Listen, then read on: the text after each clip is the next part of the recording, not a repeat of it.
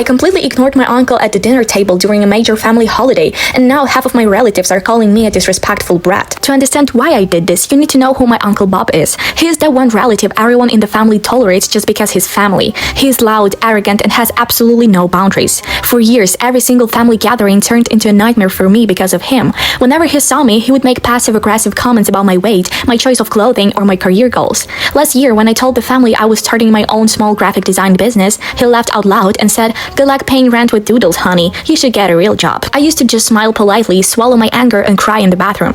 But this year, I promised myself that things would be different. I am an adult now, and I decided that I would no longer allow anyone to disrespect me, even if we share the same blood. The big family dinner happened last Sunday. As soon as we all sat down at the table, Uncle Bob looked across the room, targeted me, and started his usual routine. In front of 20 people, he loudly said, "Well, look who finally showed up. I see you're still wearing those oversized clothes. Are you trying to hide something, or did you just forget how to dress like a lady?" The entire table went dead silent. My mom gave me a worried look, and my dad cleared his throat. But nobody said a word to defend me. They just expected me to take a hit like I always did. But instead of getting upset, I decided to activate my ultimate weapon: total absolute silence. I looked right past him, picked up the salad bowl, turned to my cousin sitting next to me, and asked, "Could you please pass me the dressing? This looks delicious." Uncle Bob blinked, completely shocked that I didn't react. His face turned a little red, and he leaned forward, raising his voice. "Hey, I'm talking to you. Didn't your parents teach you manners? I asked you a question."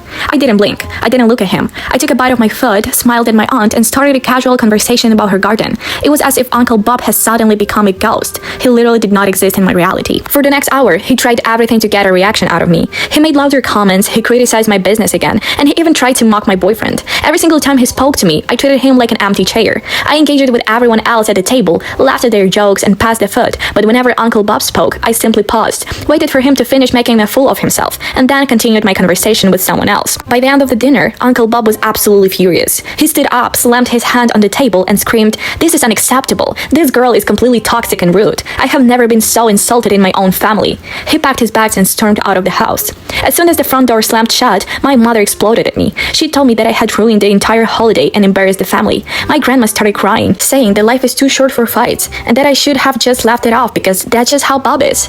Only my dad secretly gave me a thumbs up under the table, but even he asked me later to just text Bob a fake apology to keep the peace. I refused. I told them that keeping the peace should not come at the expense of my mental health and dignity. If Uncle Bob wants me to speak to him, he needs to learn how to speak to me with respect first.